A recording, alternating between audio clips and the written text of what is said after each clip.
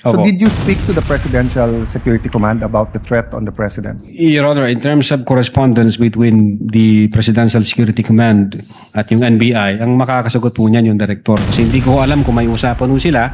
Meron po kasi kaming tinatawag na need to know basis. Ang focus lang po namin as... The problem with your answers, witness, is that kung yan ang sagot mo parati, hindi mo inimbestigahan ng husto. Hindi ho. Because you didn't get the information from your intelligence. You did not get your information from the task force. You did not get your information from the Presidential Security Group. Did you talk to the CIDG? Your Honor... May you answer first. Did you talk to the CIDG? No, Your Honor. No. But nag-imbestiga din sila, di ba? I think so, Your Honor, kasi may statement sila. So yun din yung tanong nga ng Senate President eh. Kung iniimbestigahan nyo talaga yung buo at kayo ang head at kayo dapat ang mag-imbestiga, bakit hindi nyo kinausap yung mga ibang nag-iimbestiga? Baka may alam sila na hindi.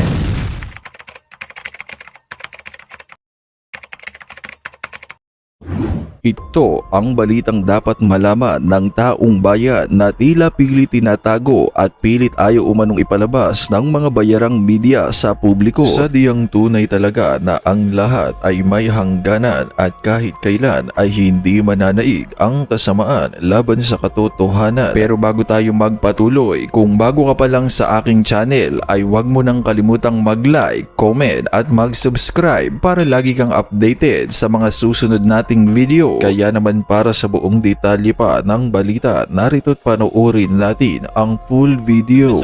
President, susundan ko na yung kay Senator Win, Senate President.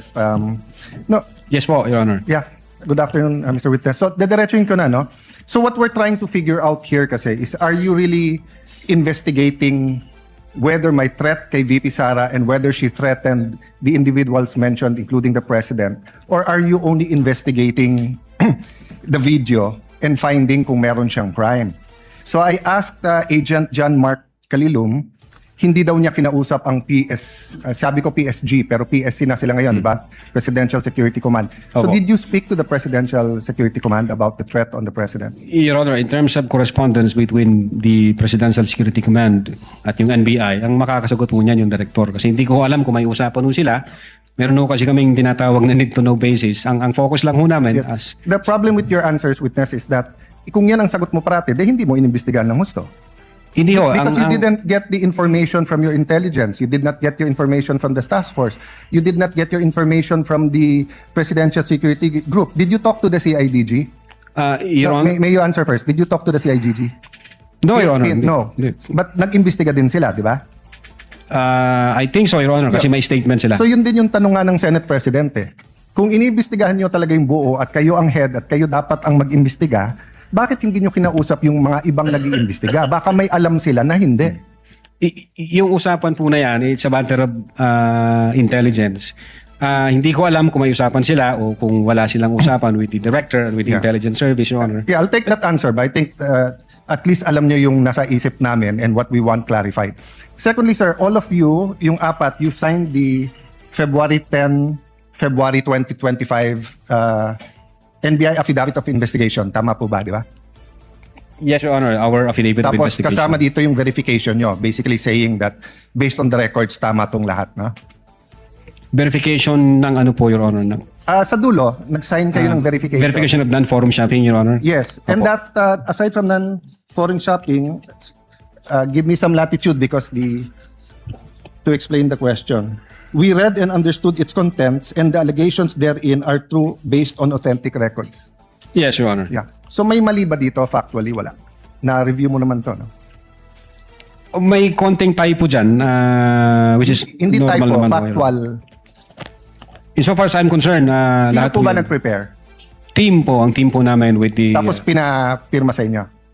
Hindi ho, kami ho nagtulong-tulong mag-draft ng affidavit of investigation, kung ano yung legal basis namin, and then we agree and we concluded na ito yun. Then someone and then, typed it up, then you signed. I asked this because nung tinanong ko kay Agent Mark John Kalilum, sabi niya, dito nakalagay conditional pero tingin niya absolute.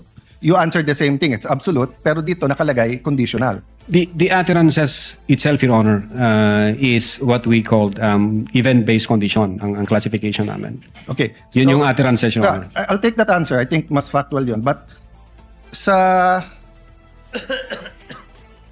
Paragraph 51.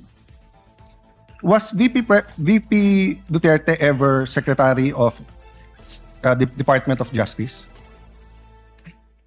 No, Your Honor. Department of Education. Nakalagay dito, to recall, VP Duterte resigned as the Secretary of the Department of Justice, and she herself admitted that her relationship with the President has become toxic, and she would imagine her strangling him and cutting off her head. That's typo, Your Honor. That's not a typo. A typo means yung department naging depart. Department of Justice and Department of Education are two different things. Ang alam namin, sorry po. Yes, sir. Go ahead, sir. Yeah, Department of Education ang alam Yeah. namin. So, kasi I just filed my counter affidavit sa ombudsman about yung obstruction of justice. Ilang beses ko kailangang basahin kasi nga pag may mali, pinirmahan nyo na sinasabi nyo, no? But anyway, going back to the condition, you mentioned the case of SPO2 Hamata. Yes, sir. But isn't it true that the lis mota of that case was really res judicata and double jeopardy? Meaning, hindi tinake up ng Supreme Court whether or not a condition. Yes, sir. Di ba? Opo. Oh, so that wasn't on point kasi I was going to ask, is there a difference if the condition is legal or illegal? 'Di ba? So halimbawa pag sinabi ko sa yung pag natanggal akong Senate President, patatanggal din kita. Okay. Unang-una, legal naman akong tanggalin na Senate President. We always vote. There's nothing there. But if illegal, o pag pinapatay mo ako, papapatayin din kita. Is there a difference if the condition of why I will act or why I'm threatening you is an illegal act? Well, under the law, Your Honor, it says there that even the condition is unlawful. So, regardless of the nature of the condition, Yes. sir. No, I want to get lang into your mind when you sign this because nga medyo novel yung case to for me. Even as a lawyer, I have to do more research and see anong ibig sabihin nito grave threats dito because you keep mentioning we keep mentioning here that this is the second highest official in the land and therefore pag trinete niya ang pangulo. But who was the vice president claiming na pwedeng magpapatay sa kanya? Again, Your Honor, yun po yung reason ba't nag-issue kami ng subpoena. No, Gusto po namin... sa reading nyo nung statement niya, sino tinutukoy ng Pangulo na mukhang mag-ooperate sa kanya ng Operation Romanov? Sinong pinagbibintangan niya? Well, una, kung ang pag-uusapan Romanov, Your Honor, ang alam namin na unang nagbigkas ng Romanov ay si Mayor Baste yata noong January 2024. Yes, that's irrelevant. Ang question ko, in the mind of the Vice President, sinong pinagbibintangan niya na pwedeng magpapatay sa kanya? You said you investigated So mahaba na testimony nyo ni Agent John Mark. So of course, kasama sa investigation nyo, sino sa mind ni Vice President magpapapatay sa kanya? Well, again, Your Honor, since wala kaming makuhang valid information. Ano, hindi ba klaro sa video na ang pinagbibintangan niya is the First Lady, the President, and the Speaker of the House? So sabi niya, pag pinatay ako, patayin mo silang tatlo. So ang pinagbibintangan niya na magpapapatay sa kanya, yung tatlo. I cannot answer to that, Your Honor. Senator Judge Allen, kindly wind up. But you have to be able to answer that because you're the one who investigated. And that is crucial. Why? Because part of your self-defense, so for example, if I know na sa senator judge, pag hindi ako bumoto one way or the other, papapatayin ako ng whatever, chief PNP or papapatay ako ng whoever. So pag sinabi kong, pag ako pinatay, si ganito nagpapatay sa akin. And then, ang difference, I don't usually give a threat na patayin mo rin. So could it be that actually that was the defense of the Vice President para hindi siya patayin? I don't know the state of the mind of the Vice President. But you've testified all throughout this afternoon that you went into her state of mind. Based on the series of events, Your Honor. Yes, and based on her statement. And her statement, and the series of events is nag-away sila ng administrasyon. And the series of events is that sinasabi niya, pag ako'y pinatay, eto tatlo ang papatayin nyo. Okay, last question. Kay Attorney Lopez, sabi, tinanong din to ng Senate President, ni Senator Tulfo. At di ko na itatanong pero napahapyawan ni Senator Erwin dito yung tungkol kay yung sinabi ni Senator si Attorney Lopez, sabi mo, even before kasi nangyari yon, nakausap na ni Vice President yung papatay. That's the literal meaning of the statement. Yes, that's the literal meaning, but did you believe her? Well, she's the vice president, sir. So she also said freedom of expression, so you also believe her? Not based on the evidence that what we gathered, sir. No, okay. So I'll stop there, but I'll read to you. Sinabi nyo kasi sedition. Pero tignan nyo po yung page 25 nung sarili nyong affidavit, ha. Si Princess Maui, ang sinabi niya, ano po ba ang pwede niyong maging remedy para matapos na ito? Lalo't nagsisigaw na po ang taong bayan na mag-people power na. So actually, I would consider ang nag-uudyok si Princess Maui. Of course, we can discuss people power, but pero tingnan niyo po ang sagot niya after yung sa pagpatay. Ang laban ay wala dyan sa EDSA, ma'am. Wala dyan sa mga highway. Ang laban, ma'am, nandun sa loob ng palasyo. Yan ang problema. We appreciate yung expression nyo ng disgust, ang pagkamuhi, ang hopelessness, kasi it reflects kung ano nararamdaman ng maraming milyon-milyon. Alam ko yan, ma'am. Kahit saan ako pumunta, ang sasabihin, binoto namin dahil sinabi mo, iboto namin. So if I look at that statement, parang baliktad. Parang sinasabi niyang huwag kayo mag-people power. Hindi, actually, kung babasahin po natin yung buo, may sinabi siya doon na natutuwa siya sa ginagawa nila. Sa ginagawa nila na active nagrarally. Pero sa people power, ito yung exact. But I won't argue with you. I'm just trying to get into your frame of mind. Yes, Your when Honor. do you believe her and when do you not believe her, and what did you actually investigate? We based everything on the evidence that we've gathered. Thank you, sir. Presiding Officer. Thank you, Mr. Witness. Opo. Thank you, Senator Judge Alan Cayetano. Senator Judge Marcos, thereafter, Senator Judge Aquino. Senator Marcos, you may proceed, ma'am, when you're ready. Thank you very much, Presiding Officer. And Attorney Lontok, Yes, ma'am. maupay nga pag-abot din Mapaya hindi kulog, ma'am. aton Senado. Opo, ma'am. Okay, I'd like to affirm lang yung sinabi mo kanina na nung nangyari nga itong hating gabi na interview ni Vice President sa Zoom, agad-agad in-orderan kayo, in-instructionan ng NBI na mag-imbestiga. Tama po yun? Hindi po, Your Honor. Sabado po yon, lunchtime, mayroon kaming meeting ako with the then Director Santiago. I think between 12 noon and 1 p.m. And then mayroong instruction na nanggaling kay Delta Santiago na, Jeremy, may kumakalat sa social media, may mga utterances na ginawa ang Vice Presidente. Imbestigahan natin. Since may cyber aspect ito, imbestigahan nyo na. Doon po nagsimula yun. Tama. So, anong araw yon? Kasi andito sa inyong affidavit of investigation at yung sinabi ninyo na on even date, ang tinutukoy mo ba yung November 23 din? November 23, ma'am, kasi natapos ho ang Oo, live- gabing-gabi kasi yon, di ba? madaling araw po ng alauna, ma'am. That's right. So, nag-meeting kayo kaagad-agad? Ganun ba? Hindi, ma'am, hindi po kasi namin alam yun. Kailan kayo inutusan na mag-imbestiga? Nung lunchtime, nung may meeting kami ni then Director Santiago, pero iba ho ang iniimbestigahan namin krimen.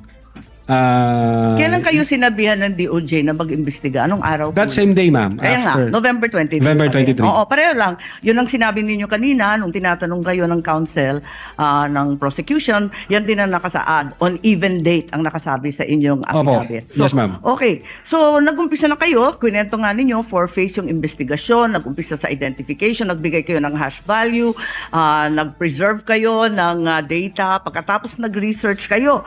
Subsequently, sinabi mo na meron kayong open source intelligence search at natuklasan ninyo na meron palang October 18 video na press con na naman ni OVP na nasa Facebook at may mga sinasabi na naman na puputulin yung ulo. Tama ba yon yung October 18 ang nakita ninyo? That's the continuation in the analysis phase, Your Honor. Oo. Yes, Your Honor. Kasi nag-research na kayo, no?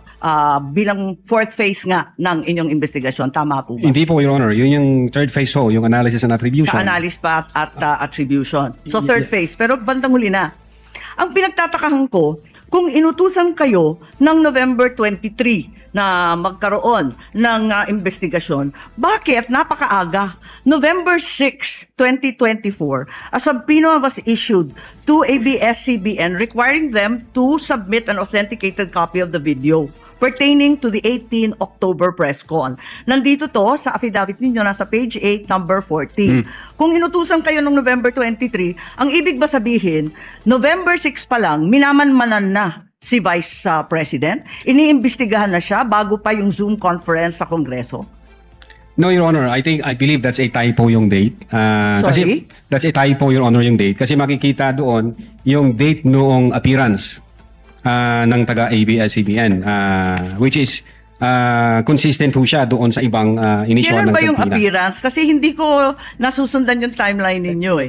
Parang yung November 23 yung utos, pero November 6 pa lamang, may subpoena na. Ba't nakaganon? Typo ho yan, Your Honor. Hindi ho yan November 6. Typo na naman katulad ng Department of Justice. No, Your Honor. If I may refer to my notes, Your Honor. Oo, pakita mo na lang sa akin kasi nahanap ko hindi ko masundan eh. You may do so, This is Counsel. page 6, number 14 po. November 6, 2024, subpoena to ABS-CBN.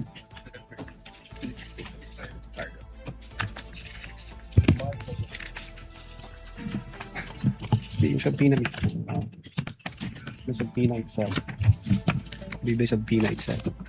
Wala naman yatang date na binibigay tungkol sa appearance ni Patria Morales at yung iba pang Meron po, taga-ABS. Your Honor, if I... Pakituro lang have kasi the, hinahanap record po of the namin. Subpoena. Yung subpoena mismo. For information, the time of Senator Judge Marcos is over. Kindly. Yes, but he's still responding Of course, to the same we'll wait for question the if you will responses. allow. Siya po yung matagal, hindi tayo. We're only counting your the questions that you asked, not the answer. Neither are we counting the waiting time for the witness to answer. I-check ko lang po, Your Honor, para... Na, Kasi yung mga sumunod na meeting, doon sa page 13, sa number 30, at sa mga sumunod, yung mga tinutukoy doon, yung mga media na nandun sa Zoom conference. Hindi naman siya yung ABS na humawak ng camera noong October 18. Iba naman yung mga tinutukoy doon eh. Attorney Lutok, Opo. the question of the Honorable Marcos is on page 6, paragraph 14. You said you sent a subpoena on November 6, 2024. Unfortunately, because the annexes are not part of the document marked, it's not here. So the question is quite clear. If it's a mistake, then what is the correct date of the subpoena? if I can see the real subpoena, Your Kindly Honor... talk to the mic, please. Yeah. If I can see the real subpoena, Your Honor, because the subpoena was signed by our Assistant Director for Investigation Service. As I said, unfortunately, it was not attached to your affidavit, and I doubt if it's one of those marked or pre-marked Wala. by the counsel for prosecutors. As he said and admitted earlier, he did not or they did not mark all of the annexes in your affidavit. Yes, Your Honor. If I may, check ko lang po, Your Honor, para sigurado ko. Wala sa'yo ngayon. Inaanap ko po rito. Wala nga pong annex yan eh. Wala sa annex at wala rin sa affidavit. Kasi yung mga media na tinutukoy sa ibang pahina, eh yung mga nag-interview nung Zoom conference. Dito ho yung certified true copy daw, Your Honor. If I may, Your Honor, please, can I assist on this regard, if the court will allow? Only if you can produce a copy of the November 6 subpoena, counsel. Exactly, Your Honor. The documents are present. They are in the possession at present of the witness, Your Honor, please. They may not have been physically attached to the affidavit investigation, but they do exist in the records of the case as separate pre-marked documents, Your Honor, please. So Okay. it's here? Presiding officer, then is counsel saying that therefore the affidavit is defective or wrongful and We that don't- November 6 is not the right date? What then is the right date to With the all subpoena respect, to Your Honor, ABS? please, with all due respect, we object to the use of the term defective. Counsel, we shall await. Let the Yes. document speak for itself. Yes, Your Honor, please. If it's there. The witness is Yes, now it in the was the process. witness who said that it was a mistake, not me. No, it doesn't make the entire affidavit of investigation defective. No, I merely said the date was wrong. right. Because that's what he said. Yes, Your Honor.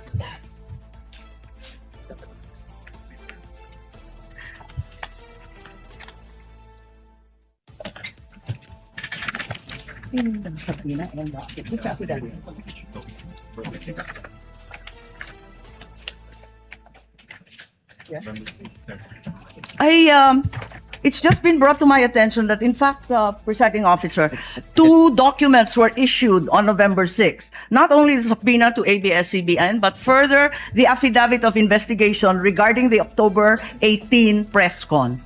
Can we please be clarified? as to these two documents which don't seem to appear in the affidavit nor in the annexes provided? Let's first wait for the witness to answer the first question, Senator Judge Marcos. Okay. Yes, If I- Attorney Lotok. If I may, Your Honor. Ito ho, ang subpoena, which is TICOM, yung date ho ng appearance niya is December 11. Appearance mo, tinatanong Appearance. yung date ng subpoena. Date Attorney ng Lotok. subpoena, Your Honor, is 6th day of November 2024, which I believe this is a typo kasi magkakasunod ho ito doon sa mga inisyuan namin na media personalities. Attorney Lotok, typo na yung affidavit mo, typo pa yung subpoena? Hindi po. What are you Typo looking yung- at? The subpoena or the affidavit? Dalawa yan eh. What are you looking at, Attorney Lotok? Subpoena, Your Honor. So the subpoena is dated November 6. Okay. This- And the affidavit also is November 6. Dalawang typo carried over. Asan yung affidavit? Hindi ko pa nakita, ma'am, yung affidavit na November. Your 6. affidavit Ikaw ang says pumirma November eh. 6. Pwede patingin ako ng affidavit. Yung affidavit of investigation mo na binigay, pati I-check yung ko po, amended, carried over din. Yung first draft na rineject ng DOJ, yung ikalawa, parehong November 6. Saan? Pirmado ninyo eh. Page 6, Counsel, paragraph 14 of his affidavit of investigation. Yes, Your Honor. It's November 6, 2024 ang nakasulat dyan. So typo din yan? Is it your testimony na typo din yan? I believe so, Your Honor. Kasi ang intention namin dyan is 11 December 2024. Anyway, Senator Judge Marcos, the document will let the document speak for itself. That would be the best evidence of it, if at all, of the dates Thank you. of either the subpoena and or the affidavit. Yes, presiding officer, just to provide our witness a chance to correct himself for the documents, sa palagay mo, ano yung tamang date kung mali yung November 6? Same ho, Your Honor, doon sa mga subpoena na inisyo namin sa media personalities. Dapat magkakapareho. Yes, magkakasunod po yun. Okay, sige. Maraming salamat. Thank you very much, presiding officer. Damang salamat. Salamat po, ma'am. Thank you, Senator Judge Marcos. Senator Bamakino, and then we proceed to cross. Your Honor, can we just Yes, point out Attorney one? Milon. Your Honor, regarding that matter, Your Honor, may we just manifest, Your Honor, for the record, that not only in paragraph 14, page 6, does the November 6, 2024 date appear, it also appears on the footnote. Footnote 12, November 6, 2024. So, I don't think, we just want to read for the record, footnote 12, subpoena to Francis Toral, head, ABS-CBN News, dated 06 November 2024. In addition to that, if you look at the subpoena, and paragraph 14 also is on 06 November 2024, a subpoena was issued to ABS-CBN News. Yung subpoena. Ano yung subpoena? Now, it is actually, it states that a copy of the video pertaining to the 18 October 24 press conference. And when you look at the subpoena itself, can you just ask for time?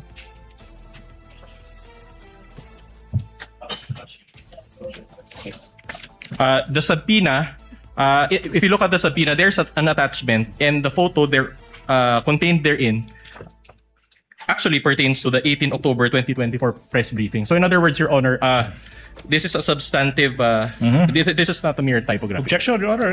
Counter manifestation. The witness said it's typographical, that you are milking that and say it's The ma- substantial. Just The for the record, manifestation- ito sa The manifestation. That's manifestation why of a counsel for counter-manifestation. respondent is duly noted.